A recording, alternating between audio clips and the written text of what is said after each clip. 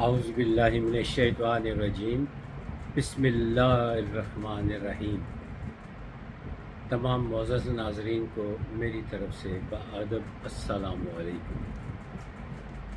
کچھ مصروفیت کی وجہ سے میں آپ کی خدمت میں حاضر نہیں ہو سکا، ایک دن کا وقفہ رہا، ورنہ میری بڑی خواہش تھی کہ 1 محرم کو شہادت حضرت عمر فاروق رضی اللہ تعالی عنہ اس پر میں کچھ لب کشائی کرتا۔ بہرحال میری معذرت قبول کیجئے، اور بھی دنیا میں مصروفیات ہوتی ہیں، میں باوجود کوشش کے خدمت میں حاضر نہ ہو سکا۔ آپ کی شہادت کا واقعہ کچھ اس طرح کا ہے کہ آپ اصحابہ اکرام کے درمیان بیٹھے تھے، گفت و شنید ہو رہی تھی مسجد نبوی میں، تو ایک شخص جس کا نام فیروز تھا اور ابو لؤلؤ اس کا کنیت تھی، اور مغیرہ ان کا غلام تھا، اس نے شکایت لگائی مغیرہ کی، کوئی لین دین کا تھا کہ میں لوہے کا کام بھی کرتا ہوں، چکی کا کام بھی کرتا ہوں، اور 100 درہم اور 200 درہم اس کا فیصلہ ہونا تھا۔ تو آپ نے جو شریعت کے مطابق درست فیصلہ تھا وہ کر دیا، لیکن مغیرہ کو فیروز ابو لؤلؤ کو اس بات کا غصہ تھا، رنجش تھی، اس کے دل میں کینہ تھا۔ بہرحال کچھ دنوں کے بعد حضرت عمر فاروق رضی اللہ تعالی عنہ نے اسے کہا کہ میرے لیے ایک چکی بناؤ۔ تو جواب میں اس نے کہا آپ فکر نہ کریں، میں آپ کے لیے ایسی چکی بناؤں گا کہ قیامت تک کام آئے گی، قیامت تک یاد رکھی جائے گی۔ وہ چلا گیا۔ حضرت عمر فاروق رضی اللہ تعالی عنہ بھی صاحب نظر تھے، سمجھ گئے، اور باقی اصحابہ اکرام سے فرمایا کہ یہ مجھے قتل کی دھمکی دے کے چلا گیا ہے۔ بہرحال چند دن گزر گئے تو ایک نماز، میں معافی چاہتا ہوں مجھے ایگزیکٹ نماز کا نہیں پتہ، فجر کی تھی میرا خیال ہے، زیادہ جو روایات ملتی ہیں وہ فجر کی نماز کی ہیں۔ فجر کی نماز میں آپ کا معمول تھا کہ آپ زیادہ تر لمبی صورتیں پڑھتے تاکہ زیادہ سے زیادہ نمازی نماز میں شامل ہو سکیں۔ زیادہ تر آپ سورہ یونس اور سورہ نحل ان کی آیات کی تلاوت فرمایا کرتے۔ تو آپ تلاوت میں مصروف تھے، تو یہی شخص فیروزہ ابو لؤلؤ یہ دھوکے سے مسلمان بن کر، حالانکہ یہ مجوسی تھا، آتش پرست تھا، کافر تھا، لیکن یہ گھس آیا نمازیوں کے درمیان، اور چادر کے ساتھ نا اس نے یہاں ایک خنجر چھپا رکھا تھا جو 2 دھاری تھا، جس پہ زہر بھی لگا ہوا تھا۔ آپ نے یعنی حضرت عمر فاروق رضی اللہ تعالی عنہ امیر المومنین تھے، انہوں نے اصحابہ اکرام سے، نمازیوں سے کہا کہ صفیں درست کر لیں، ٹخنوں سے ٹخنے ملا لیں تاکہ نماز شروع کی جا سکے۔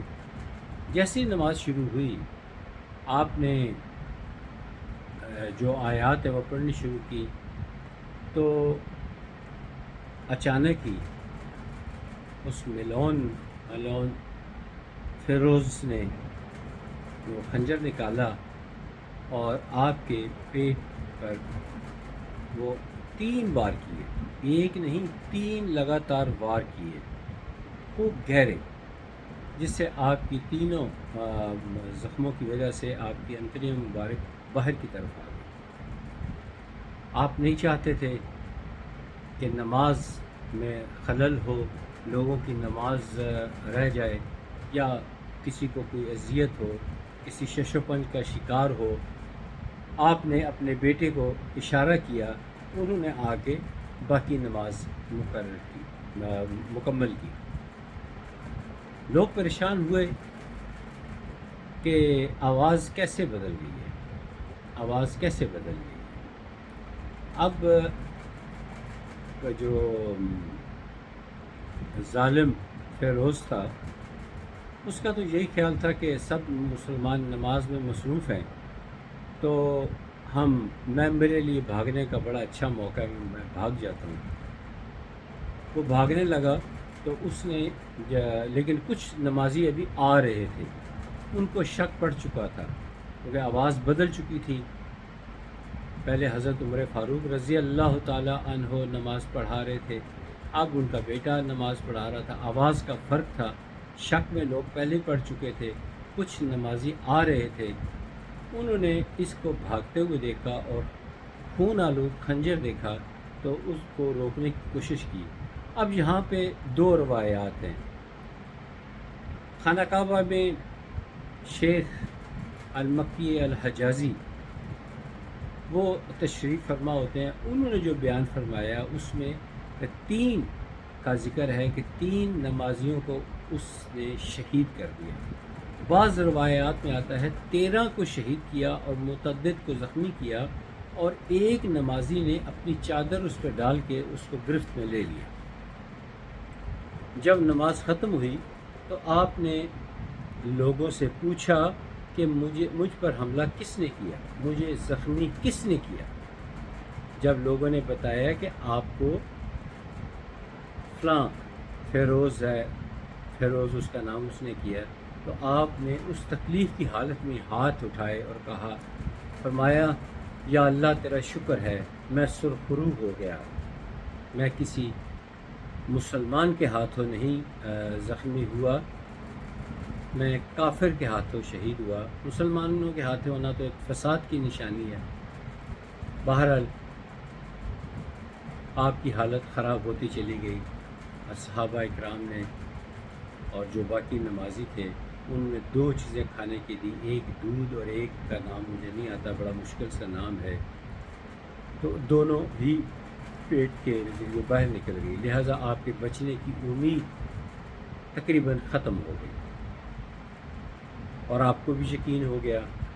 تو آپ نے اپنے بیٹے سے کہا کہ آپ حضرت عائشہ صدیقہ رضی اللہ تعالی عنہا ان کے پاس جائیے اور ان سے کہیے کہ میرا حالت یہ ہے اور میری خواہش ہے کہ مجھے نبی پاک صلی اللہ علیہ وآلہ وسلم ان کے ساتھ دفنانے کی اجازت دی جائے۔ جب پیغام لے کے ان کے بیٹے پہنچے، حضرت عمر فاروق رضی اللہ تعالیٰ نے یہ بھی فرمایا تھا کہ یہ نہ کہنا کہ امیر المومنین نے یہ پیغام بھیجا ہے، بلکہ یہ کہنا کہ عمر نے یہ پیغام بھیجا ہے۔ جب یہ پیغام لے کر پہنچے تو حضرت عائشہ صدیقہ رضی اللہ تعالی عنہا کو اطلاع مل چکی تھی، وہ رو رہی تھی، تو انہوں نے فرمایا کہ یہ جگہ میں نے اپنے لیے مخصوص کی تھی، لیکن اس پہ عمر ان کا زیادہ حق ہے، ان کو یہاں دفنا دیا۔ وہ جو لوگ پیغام لے کے گئے وہ خوشی خوشی واپس آئے کہ حضرت عائشہ صدیقہ رضی اللہ تعالی عنہا انہوں نے اجازت دے دی ہے، لیکن آپ نے فرمایا کہ نہیں، جب میرا وصال ہو جائے مجھے غسل دینا، مجھے کفن پہنانا، اور اس کے بعد مجھے میری میت کو حضرت عائشہ صدیقہ رضی اللہ تعالی عنہا ان کے حجرے میں دوبارہ لے کر جانا، کہنا کہ مجھے یہاں دفنانے کی اجازت ہے، دوبارہ لے کر جانا۔ اس وقت تو میں حاضر زندہ ہوں اور امیر المومنین ہوں، شاید اس وجہ سے انہوں نے اجازت دے دی ہو، لیکن جب میری میت ہوگی میں بے بس لاچار ہوں گا، تو برائے مہربانی اس وقت مجھے لے کے جانا۔ جب اس وقت لے کر گئے تب بھی حضرت عائشہ صدیقہ رضی اللہ تعالی عنہا رو رہی تھی۔ آپ نے کہا اجازت ہے، اجازت ہے، دفنا دیا جائے ان کو وہاں پہ۔ تو اس طرح حضرت عمر فاروق رضی اللہ تعالی عنہ ان کی شہادت ہوئی، اس طرح زخمی ہوئے اور پھر حضرت عائشہ صدیقہ رضی اللہ تعالی عنہ ان کی اجازت سے آپ کو نبی پاک صلی اللہ علیہ وآلہ وسلم کے ساتھ دفنایا گیا۔ اللہ تعالیٰ سے دعا ہے کہ ان کے درجات اور بلند فرمائے، کیونکہ کوئی سوچ بھی نہیں سکتا تھا کہ یہ عمر جو 22 لاکھ مربع میل پہ اسلام کا جھنڈا گاڑ چکے ہیں، اور پھر مدینہ جیسے شہر میں کسی کی جرت کیسے ہو سکتی ہے۔ بہرحال یہ سانحہ مسلمانوں میں ہونا لکھا تھا، ہو کر رہا، اور آج تک ہم اس غم کو محسوس کرتے ہیں۔ اور پھر یہ اللہ کا شکر بھی ہے کہ کسی مسلمان نے یہ حرکت نہیں کی، یہ کافر ایک مجوسی نے یہ حرکت کی۔ اللہ تعالیٰ سے دعا ہے کہ وہ ہمارے صغیرہ کبیرہ گناہ معاف فرما دے، دنیا اچھی کر دے، آخرت بھی اچھی کر دے۔ اللہ تعالیٰ ہمارے صغیرہ کبیرہ گناہ معاف فرما دے، جو گناہ ہم سے جان بوجھ کے ہوئے ہیں وہ بھی معاف کر دے، جو غیر ارادی طور پر گناہ ہوئے یا اللہ تو وہ بھی معاف کر دے، تو ہر چیز پہ قادر ہے۔ یا اللہ مہربانیاں فرما، کرم فرما، یہ دنیا بھی اچھی فرما، اگلا جہان بھی اچھا فرما دینا، آمین ثم آمین۔ اگلی ویڈیو تک اجازت دیجیے، پھر ملاقات ہوگی انشاءاللہ تعالی۔ اجازت دیجیے، خدا حافظ، السلام علیکم۔